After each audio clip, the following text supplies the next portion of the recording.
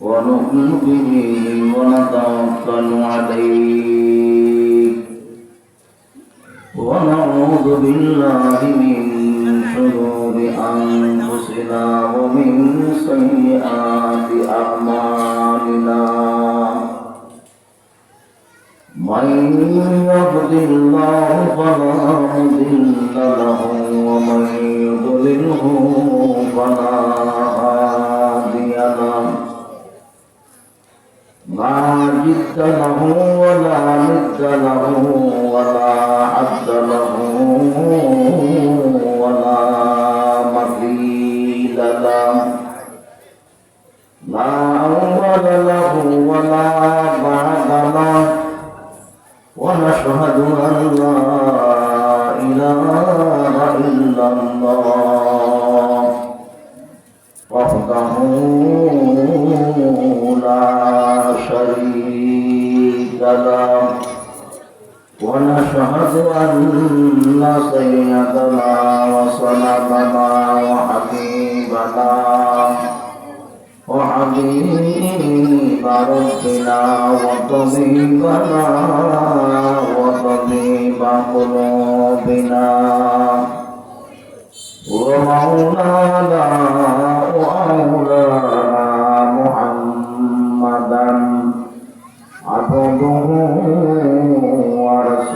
ورسوله صلى الله عليه وعلى آله وأصحابه وبارك وسلم تسليما كثيرا أما بعد فقد قال الله تعالى في كلامه المجيد والقرآنه الحميد وأعوذ بالله من الشيطان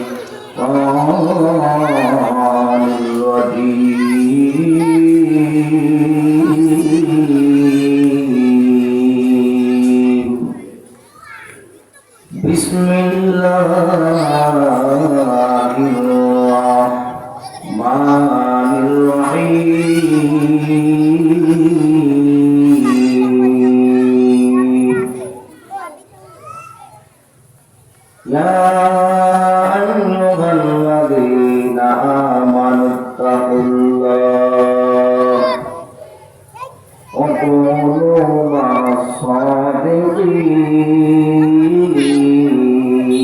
الصادقين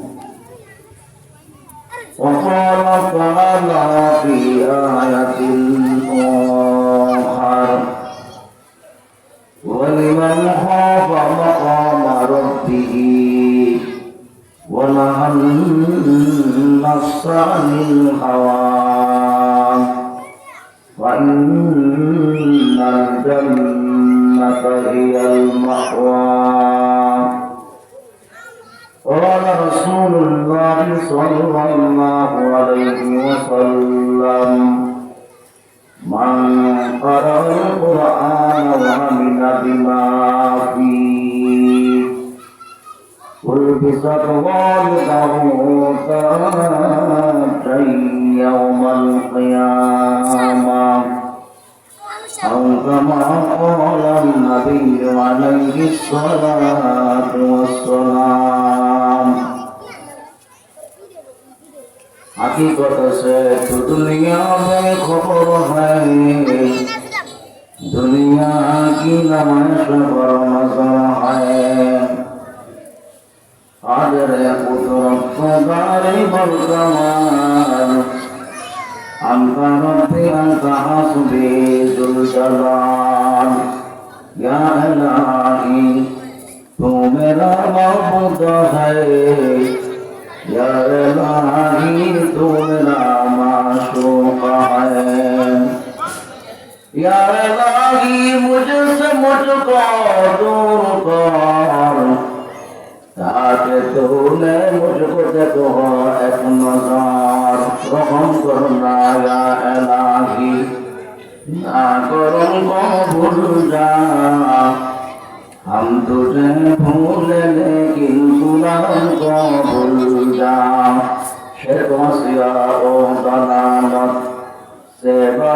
قرآن كريم والهداية حمد أبرار في صراط مستقيم إن الله وملائكته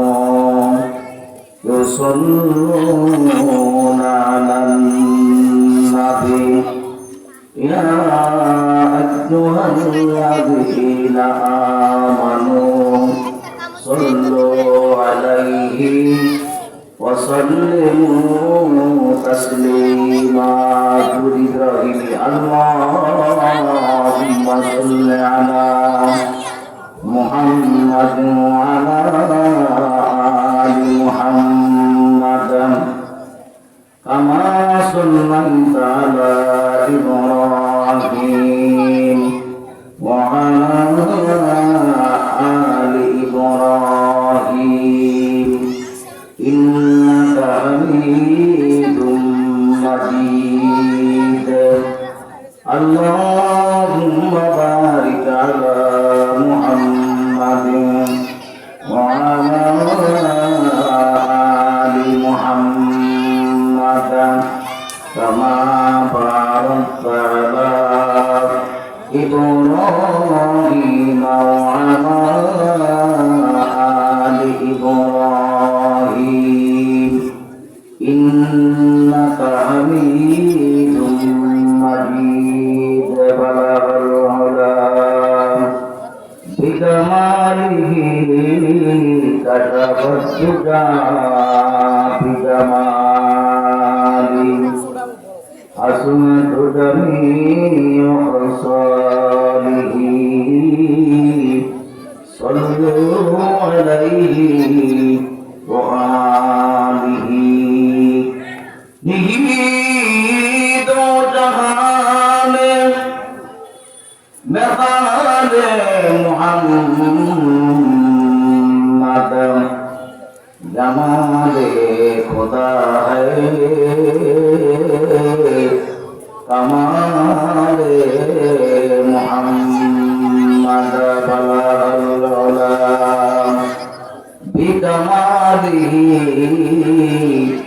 كشف الدجى بجماله حسنت جميع خصاله صلوا عليه وآله لا إله إلا الله لا إله إلا الله لا إله إلا الله لا إله إلا الله لا إله إلا الله لا إله إلا الله لا إله إلا الله لا إله إلا الله لا إله إلا الله محمد رسول الله صلى الله عليه وسلم الحمد لله দ্বীপ সূরা বলার অন্তর্গত ধনিয়া ইউনিয়ন নবীপুর দারুল উলুম রশিদিয়া নবীপুর মাদ্রাসার উদ্যোগে 31তম দুই দিনব্যাপী ঐতিহাসিক তাফসীর কুরআন মাহফিল আজকে প্রথম দিনের সম্মানিত সভাপতি সাহেব হযরত উলামায়ে কেরাম আইম্মায়ে মাসাজিদ খোতাবায়ে মাসাজিদ তোলেবানে উলুমে নববিয়া বিভিন্ন স্থান থেকে আগত কোরআন প্রেমিক দিন প্রেমিক ইসলাম প্রেমিক যুবক বড়বিদ্যা ভাইয়েরা পর্দার অন্তরালে উপস্থিত আমার সম্মানিতা জাহেদা হাফেজা আলেমা মা ও বোনেরা, মহান আল্লাহ পাকের দরবারে লাখো কোটি সুজুদ ও লাখো কোটি শুকরিয়া যে মহান আল্লাহ পাক আপনাকে আমাকে অতি দয়া করে মায়া করে মহব্বত করে জান্নাতের বাগানের মধ্যে আসার মতো বসার মতো সুযোগ করে দিয়েছেন। এই জন্য আমরা সেই মহান সত্তার দরবারে কালিমাতুল শুকর আদায় করছি, আলহামদুলিল্লাহ। আমি আপনাদের সামনে কোরআন কারীম থেকে দুইখানা আয়াতে কারিমা তেলাওয়াত করেছি। বিশ্বনবী করুণার সুফি নয়নের দ্বারা তুলসীমণি জনাবে মুহাম্মদুর রাসূলুল্লাহ সাল্লাল্লাহু আলাইহি ওয়াসাল্লামের অগণিত হাদিস থেকে একখানা হাদিস শরীফ তেলাওয়াত করেছি। আল্লাহ পাক আমাদের সকলকে বলনেওয়ালা শুননেওয়ালা সকলকে আল্লাহ আমল করার তৌফিক দান করুন। সকলে পড়ি আল্লাহুম্মা আমিন।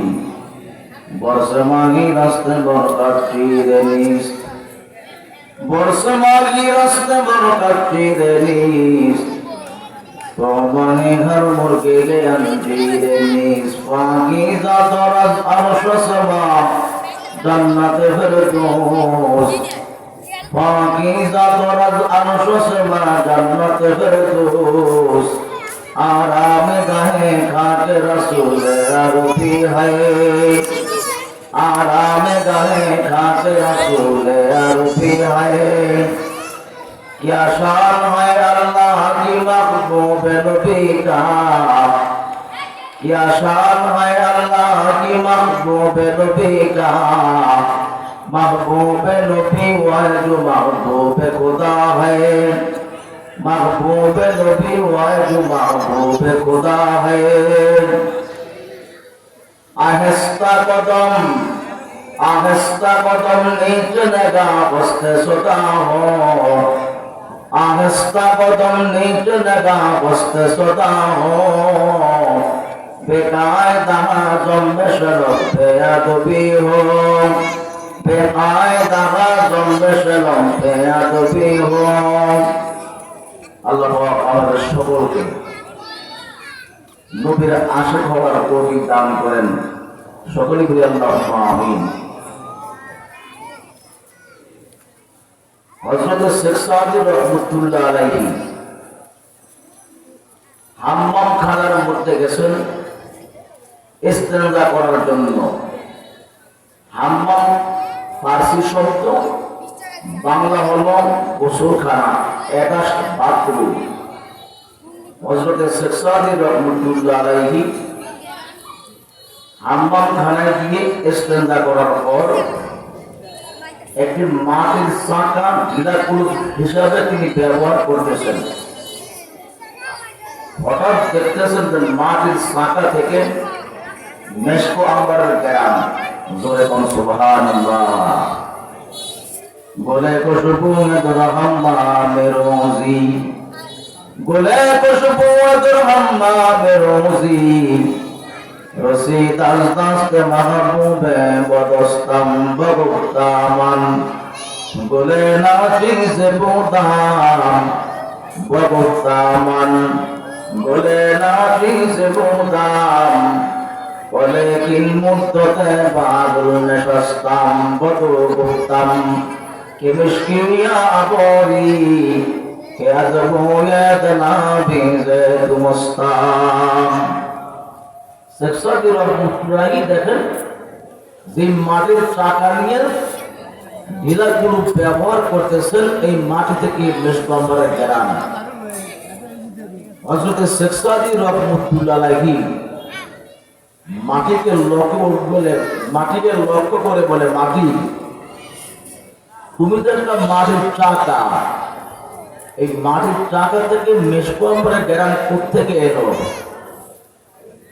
মাটির চাকার জবান খুলে গেল, মাটির চাকার জবান খুলে গেল। মাটির চাকা উচ্চ শব্দে বলতে শুরু করলো, বলে খুশবু এ দরহাম্মা মিরুজি, রসিদাম দাস্ত মাহবুবে বদস্তাম বগতামান, গোলে নাফি যে বুদাম ولكن مدة بعد النشستان এরে সরসদি আমি একটি মাটির সাদা পথে কথা ঠিক, কিন্তু আমি কিছুদিন মেশকাবার গাছ বেঁচে মেশকাবার সোবতে ছিলাম।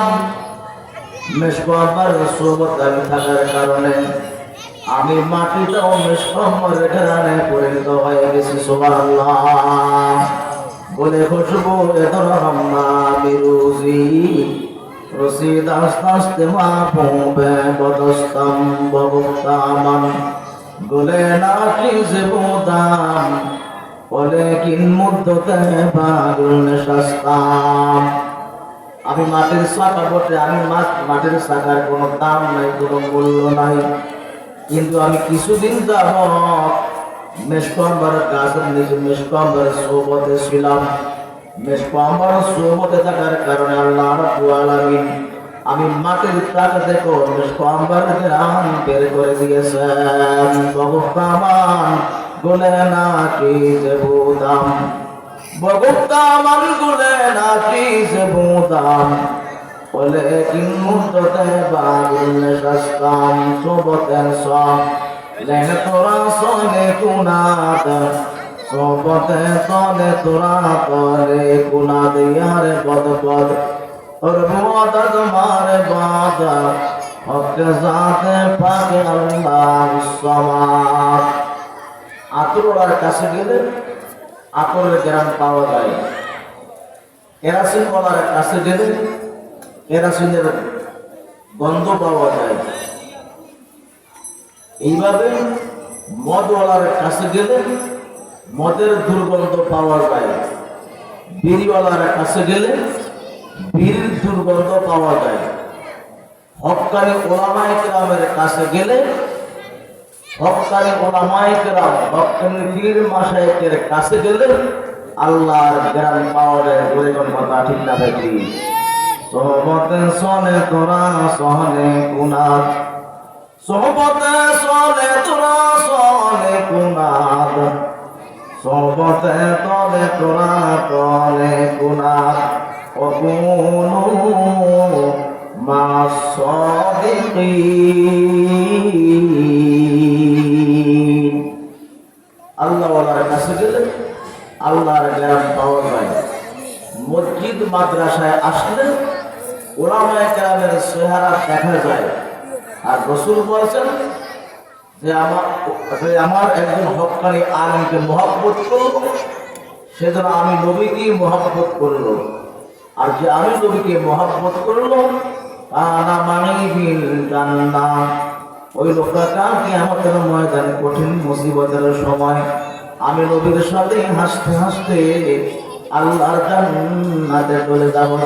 সুবহানাল্লাহ সোবতে সনে তোরা সনে কুনাদ সোবতে তলে তোরা তলে কুনাদ ইয়ারে বদবদ और मुआदा तुम्हारे बात हक जाते पाक अल्लाह समात। শুক্রবার ইমাম সাহেব মসজিদে বয়ান করে, সারা পৃথিবীতেই শুক্রবার ইমাম সাহেব মসজিদে খুতবা দেন, বয়ান করেন। হাদিসের মধ্যে এসেছে আজকে শুক্রবার গেল না, যে ব্যক্তি শুক্রবার দিন আজানের আগে ভালো করে গোসল করবে, উযু করবেন, ভালো জামাটা গায়ে দিবেন, সাধ্য মতো একটু হালাল খুশবু গায়ে লাগাবেন, রাস্তার ডাইন পাশ দিয়া হাইটা হাইটা মসজিদের দিকে আসবেন, মসজিদে ঢুইকা ইমাম সাহেবের মিম্বরের বরাবর বসবেন, কোনো কথাবার্তা বলবে না। সালামের শেষে আবার বাড়ি থেকে হাইটা হাইটা নামাজ পড়া বাড়ির দিকে রওনা হয়ে যাবেন। রাসূল বলে আমার উম্মত শোন, এই শুক্রবার দিন আগে গোসল করার কারণে, উযু করার কারণে, একটু খুশবু গায়ে দেওয়ার কারণে, ভালো জামা কাপড় গায়ে দেওয়ার কারণে, হাইটা হাইটা মসজিদে যাওয়ার কারণে, ইমাম সাহেবের মিম্বরের কাছাকাছি বসার কারণে, মসজিদে দুইটা কোনো কথাবার্তা না বলার কারণে মেম্বার সব জীবনে মসজিদে যায় না, শুক্রবার দিন সপ্তাহে একবার যায় হাতে সোনালি কালারের ঘড়ি, একবার ঘড়ির দিকে তাকায়, আরেকবার ইমামের দিকে তাকায়, একবার ঘড়ির দিকে তাকায়, আরেকবার ইমামের দিকে তাকায়। এলাকার চেয়ারম্যান সাহেব সপ্তাহে একদিন মসজিদে আসে না, আমাদের খবর নাই। শুক্রবারে জুমার দিন আইন করে জামাটা গায়ে দিয়া বিদেশ গায়ে মাইকা লম্বা টুপি একটা মাথায় দিয়ে হাতে সোনালি কালারের ঘড়ি হাতে দিয়া ইমাম সাহেবের সামনে গিয়া বসে। একবার ঘড়ির দিকে তাকায়, ইমাম সাহেবের চেহারার দিকে তাকায়, আরেকবার ঘড়ির দিকে তাকায়, আরেকবার ইমাম সাহেবের চেহারার দিকে তাকায়। সবাই যখন পড়াই শেষ রাত দিকে হুজুর নামাজের সময় হয়েছে, কথা ঠিক না বেটি? রসুল বলেন তোমার মতো কবল করে যদি শুক্রবার না আসো, আল্লাহর কিছু আসো না, আল্লাহ কিছু যায় না, যেরকম কথা ঠিক না বেটি? আর যে ব্যক্তি শুক্রবার দিন সপ্তাহে 7 দিন নামাজ পড়েন, শুক্রবার দিন আগে আগে গোসল করে ভালো করে উযু করেন, সাধ্য মতো ভালো জামাটা গায়ে দেন, সাধ্য মতো হালাল খুশবু গায়ের ভিতরে লাগায়, রাস্তার টাইম পাইলে হাইটা হাইটা মসজিদে আসেন, মিম্বরের কাছাকাছি বসে কোনো কথাবার্তা বলে না, আবার নামাজ শেষ করে বাড়ির দিকে যায়। রসুল বলে এই উম্মত আমার আসতে আর যাইতে যতগুলি কদম গেছে, পায়ের কদম গেছে, যতগুলি পায়ের কদম গেছে, প্রত্যেকটি কদমের পরিবর্তে 1 বছর দিনে নফল রোজা রাখলে যেই সওয়াব হবে, 1 বছর রাত্রে সারা রাত্র দাঁড়িয়ে নফল নামাজ পড়লে যেই সওয়াব হবে, 1 কদমের পরিবর্তে আল্লাহ রাব্বুল আলামিন আমার উম্মতের আমল নামায় সেই পরিমাণ সওয়াব আল্লাহ দান করে দেন। জোরে দেন সুবহানাল্লাহ। মাতবারে করবেন মসজিদে গিয়ে, বেয়াদবির সীমা আছে, এটা কিন্তু মসজিদে বেয়াদবির জায়গা না। আপনার মেম্বার হন আর চেয়ারম্যান হন আর মন্ত্রীর তো মসজিদের ভ্যালু নাই। একজন রাস্তার ফকিরের মসজিদে সেই জায়গা, দেশের প্রধান মন্ত্রীরও সেই জায়গা, মসজিদের মধ্যে কোনো ভাগ নাই। যদি কেউ মসজিদে গিয়া জায়গা ভাগ করে গুণাগার হবেন। এলাকার মেম্বার সাহেব দামি মানুষ, সব একজন মসজিদে আসে না। একজন বুড়া মানুষ গিয়া মসজিদের সামনে কাতারে বসছে, একজন কেন ওঠেন মেম্বার সাহেবের জায়গা দেন। হাদিসের মধ্যে আছে ওই ব্যক্তির আমল নামে আল্লাহর কসম লেখা হয়। করে নাউজুবিল্লাহ।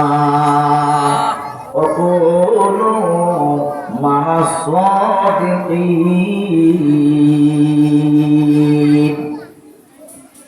শেখ সাদি রহমতুল্লাহ আলাইহি মাটির গোলাপের রাত দেওয়ালে মাটি দেন, তুই তো একটা মাটির লাগার সবরে গেলেন কি জন্য আসেন? বল সবর থাকার কারণে। আমি মাটির সাকার সবরে সবর চাওয়ার কারণ আল্লাহ রাব্বুল আলামিন আমি মাটির থেকে উমেশ আমার গ্রাম বের করে দিয়েছে। বাইরে আমার করতে এসেছিলাম, একজন মুসলমান যদি কোনো আলেম সবরে থাকেন, আলেমকে মহব্বত করেন, আল্লাহর হাবিব বলেন কাল কিয়ামতের ময়দানে কঠিন মুসিবতের সময় ওই ব্যক্তি আলেমকে মহব্বত করার কারণে আল্লাহ তাকে জান্নাতে নিয়ে পৌঁছে দিবে। জোরে কোনো সুবহানাল্লাহ। কি কথা আছে তো দুনিয়া বে খবর হয়, दुनिया की नामे से पर मगर है नबी गोयम आज दुनिया तुदा बार बाहर हाल तुही कोदान गाबान औलियारा कारी मुबाह इख्तियार जागलारा कार दुनिया इख्तियार की कलाम जिंदा कुरान हकीम हिकमते ला याजालस्तु कदीम। হযরত বায়জিদ বুস্তামি রাহমাতুল্লাহ আলাইহি আল্লাহর ওলি ছিলেন। হযরত বায়জিদ বুস্তামি রাহমাতুল্লাহ আলাইহি রাস্তা দিয়ে হাঁটেন, কুকুরের গায়ে লাগছে, ডাকতে বলে কুকুর তুই তো ওর না পাকলে তুই কেন আমার গায়ে লাগলি? আমার তো এখন জামা ধুইতে করা লাগবে, ধুইতে হবে। কুকুর ডাকতে বলে বায়জিদ আমার গায়ে না পাক কথাটা একবার 100% বাস্তব কথা, কথাটা ঠিক আছে, কিন্তু বায়জিদ আমি তোমারে বলে দেই আমি কুকুরের না পাক তুমি সাবান দিয়ে ধুইলে পাক হয়ে যাবে, কোনো সমস্যা নাই। সাবান দ্বারা ধৌত করলে পবিত্র হয়ে যাবে, কিন্তু বায়জিদ তোমার মতো মানুষের অন্তরে যে গুনাহ নামক নাফাকটা আছে ওই এমন কোনো দুনিয়ায় কোনো সাবান বের হয় নাই, দুনিয়ায় কোনো মেডিসিন বের হয় নাই যে মেডিসিন দিয়ে ধুইলে পরিষ্কার হয়ে যাবে। কথা ঠিক না বেটি? মানুষের মধ্যে যে গুণা নামক নাপাকটা আছে, এটা পরিষ্কার করার কোনো মেডিসিন দুনিয়াতে নাই। একমাত্র মেডিসিন হইল ওলামায়ে কেরামের সোহবতে গিয়া খালেস তওবা করার। জোরের কথা ঠিক না বেটি? তওবা করে কত তওবা ভাঙ্গিলাম, আর তওবা করে কত তওবা ভাঙ্গিলাম, অবশেষে খাঁটি তওবা করিলাম, অবশেষে খাঁটি তওবা করিলাম। এ জীবনে না করিলাম বন্দেগী, গুনাহ করে কাটাইলাম জিন্দেগি, হায়রে গুনাহ করে কাটাইলাম জিন্দেগি। কত গুনাহ করছি মাওলা আমি জীবনে, মাফ করিয়া দেন গো মাওলা, আপনে ক্ষমা করে দেন গো মাওলা, আপনে।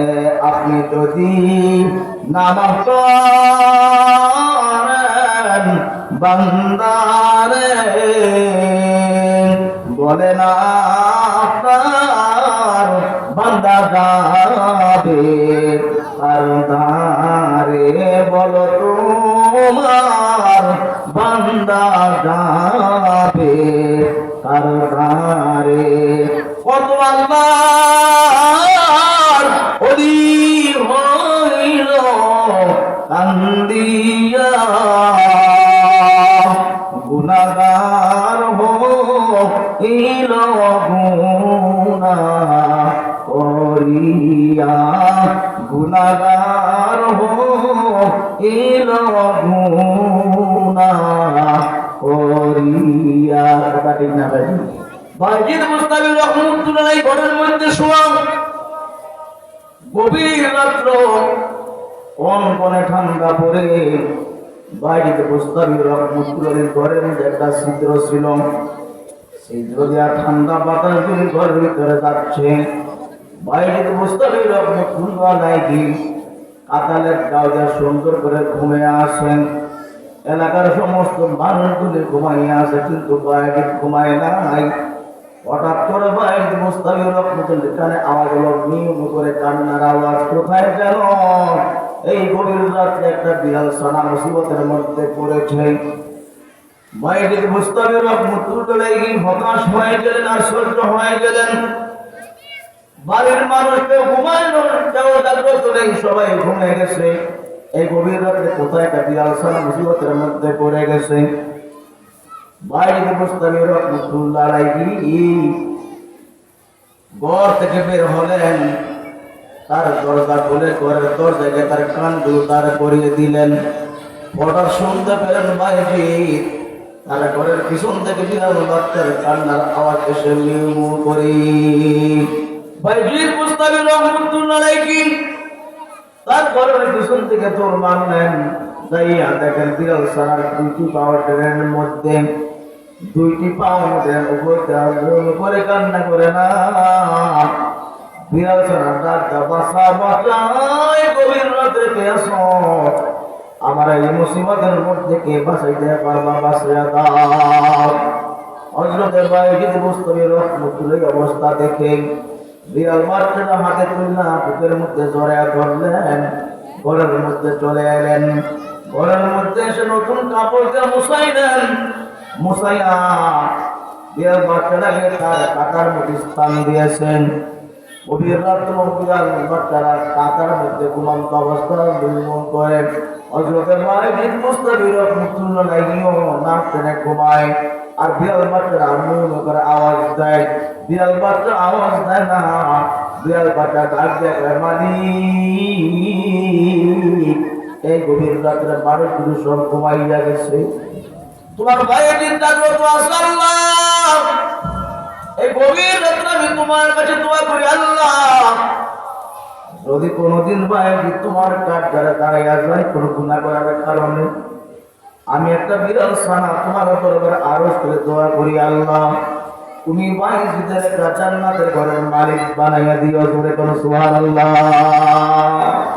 বাইজিদ মুস্তাফির রহমতুল্লাহ ইন্তেকাল করার পর আর খাদের স্বপ্ন দেখে হযরতে বাইক একটা সুন্দর ঘরের মধ্যে শোয়া, অনেক সুন্দর একটা অট্টালিকার মধ্যে শোয়া। স্বপ্ন রয়ে খাদেম জিজ্ঞেস করে হুজুর এত সুন্দর ঘর কোথায় পেলেন, আপনি কি আপনাকে দান করলো, কোথায় পেলেন?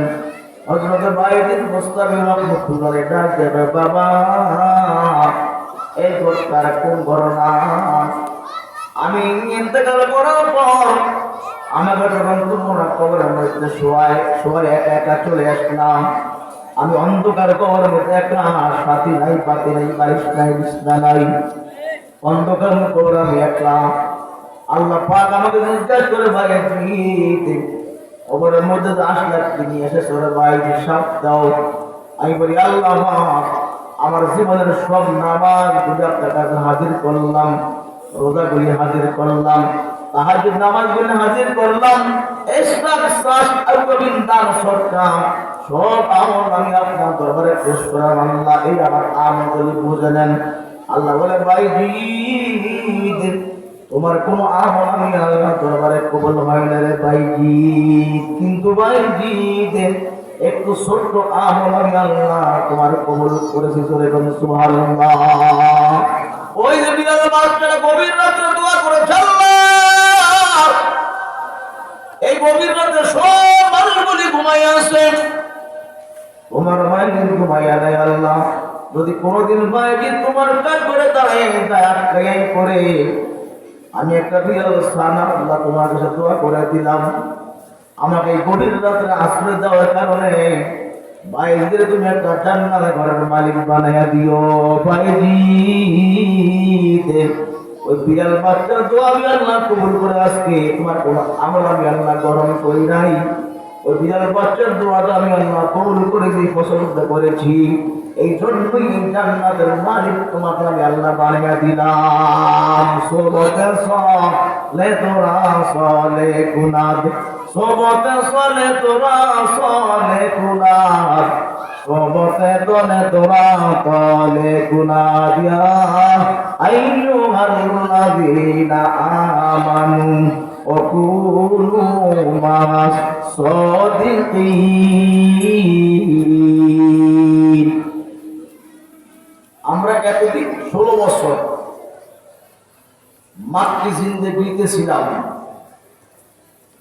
রাসূলুল্লাহ সাল্লাল্লাহু আলাইহি ওয়াসাল্লাম মক্কি জিন্দেগিতে ইসলামের দাওয়াতে অনেক কষ্ট করেছেন, কাফেরের হাতে মায়ের কঠোর নির্যাতন।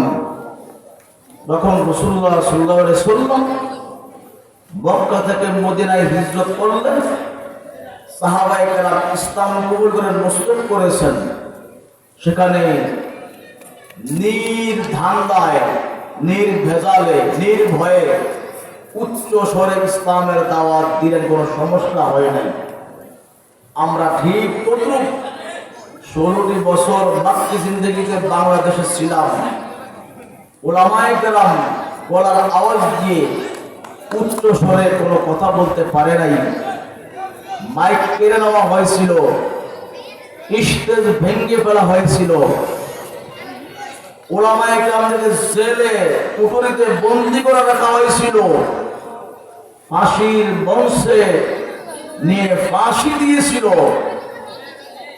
মামুনুল হক সাহেব দামাত বারাকাতুহুমকে 3টি বছর কারাদণ্ড কারাবরণ করতে হয়েছিল। কারণ কি? কোনো কারণ নাই। ইউসুফ আলাইহিস সালাম জেল কেটেছে। আমরা সকলেই ইউসুফ আলাইহিস সালামের ঘটনা আমরা জানি। নারী কেলেঙ্কারিতে জুলাইখা আবিদ মিসরের স্ত্রী ইউসুফের প্রেমে পাগল হয়ে গেছে। ইউসুফ আলাইহিস সালামের সাথে জুলাইখা প্রেম নিবেদন করার বহুত শখ আসক্ত হয়ে গেছে। জুলাইখার ঘরের ভিতরে বিভিন্ন রং বিরঙ্গের নানান ছবি অঙ্কন করে ইউসুফকে দাওয়াত দিলেন ঘরের তার খাস কামরাতে প্রবেশ করার জন্য। ইউসুফ আলাইহিস সালাম জুলাইখার কামরার সামনে গিয়ে দেখা ইউসুফ আলাইহিস সালামের মাথার নিচে দিয়ে আল্লাহর সাহায্য চাইলেন। জুলাইখা ডাকে, ইউসুফ তো আসে না। জুলাইখা ইউসুফকে ধরার জন্য পালন থেকে নামলেন। ইউসুফকে ধরে রুমের ভিতরে নিয়ে আনবেন, রুম আটকে তার সাথে অপকর্ম করবেন। জোরে কোন নাউজুবিল্লাহ। ইউসুফ আলাইহিস সালাম সাহায্য চাইল কার? আল্লাহ। আল্লাহ বলে, ইউসুফ তোমার সাথে আকাম করার চেষ্টা করবে জুলাইখা, দরজা ধাক্কা দিবা তুমি, দরজা খোলার মালিক আমি আল্লাহ। জোরে কোন ঠিক না বেঠি? ইউসুফ আলাইহিস যখন জুলাইখা দৌড় মারলেন ধরার জন্য, ইউসুফ আলাইহিস দৌড় মারলেন, দরজা ধাক্কা দিলেন, দরজা টাস টাস করে খুলে গেল। ইউসুফ আলাইহিস দরজা খোলার পর সামনে আজিজ মিসর সামনে হাজির। জুলাইখা পিছনে। আজিজ মিসরের বাচ্চাটা কি খবর? জুলাইখা ব্যাপারটা কি? জুলাইখা হতভম্ব হয়ে বলল, স্বামী আমার, আচ্ছা যাবো না, আপনার এই কাজের ছেলে যুবক ইউসুফ আমার সাথে প্রেম নিবেদন করতে চায়। নাউজুবিল্লাহ। সাক্ষী দিল কে? দোষীকে আর বেদোষীকে, একটা দুধের বাচ্চা সাক্ষী দিল। ইউসুফ আলাইহিস সালামের জামা যদি সামনে দিয়ে ছিঁড়া হয়, ইউসুফ আলাইহিস সালাম দোষী হয়ে যাবে। আর যদি ইউসুফ আলাইহিস সালামের জামা পিছন দিয়ে ছিঁড়া হয়, জুলাইখা দোষী হয়ে যাবে। দুধের বাচ্চা আয়াত দিয়া দলিল দিয়া দিলেন, ইউসুফের জামা পিছন দিয়া ছিঁড়া, জুলাইখা দোষী হয়ে গেল। জোরে কথা ঠিক না বেটি? আর মিসরের মেজাজ তো গরম। জুলাইখা না, বাচ্চা যাবো না, হইতেই পারে না, ইউসুফের দোষ। নিয়ে গেল জেলখানায়। অনেক লম্বা ইতিহাস এখানে। নারী কেলেঙ্কারিতে দোষকার ইউসুফের না জুলাইখার? জোরে কম। জুলাইখা দোষী, ইউসুফ নির্দোষী। তারপর জালেম বাদশা আজিজ মিসর ইউসুফকে জেলখানাতে বন্দী করেছেন, নির্যাতন করেছেন, ক্ষমতার বলে, স্বৈরাচারের বলে। ইউসুফের দোষ ছিল না, জুলাইখার দোষ। ইউসুফ আলাইহিস সালাম রেশন দেয়। যুবক ইয়া বলে, হুজুর আমার একটু বেশি করে দেন। তুমি কে? হুজুর আমার ছিলেন না? না হুজুর আমি ওই যুবক না, ওই বাচ্চা শিশুরা যারা আপনার পবিত্র সাক্ষী দিয়েছি আমি জুলাইখা থেকে আপনাকে বাঁচাইছি। আমি তো সত্য হক। ইউসুফ আলাইহিস সালাম তখন এইদিকে কর্মচারী এইদিকে আয়, এই যুবকটার বস্তা সবগুলি বইরা দেন, গাড়ি সকালে বইরা দেন, গাড়ি বইরা বস্তা বইরা মাল সবগুলি নিয়া যুবকের বাড়ি নিয়ে পৌঁছে দিয়া জিবরাইল হুজুর ইউসুফ আলাইহিস সালাম দুনিয়ার একটা সাধারণ মানুষ আপনার পবিত্রতা একবার বয়ান করার কারণে সাক্ষী দেওয়া আপনার মাল সবগুলি দিয়া দিচ্ছেন। আল্লাহ বলে, আমার বন্ধা তোমার একবার সুবহানাল্লাহ কয়, এই পৃথিবীতে যা আছে আসমান জমিন গাছপালা নদী নালা সব কিছু দান করলে একবার জমা করলে যা হবে, আমার এক বন্ধা যদি একবার সুবহানাল্লাহ বলে, আমি আল্লাহ তার আমল নামে তার যে কোটি গুণ নেক লেখা দিই। জোরে কোন সুবহানাল্লাহ। যুবক একবার ইউসুফ আলাইহিস সালামের পবিত্রতা করার কারণে ইউসুফ আলাইহিস সালামের পক্ষে সাক্ষী দিছে। ইউসুফ আলাইহিস সালাম পবিত্র।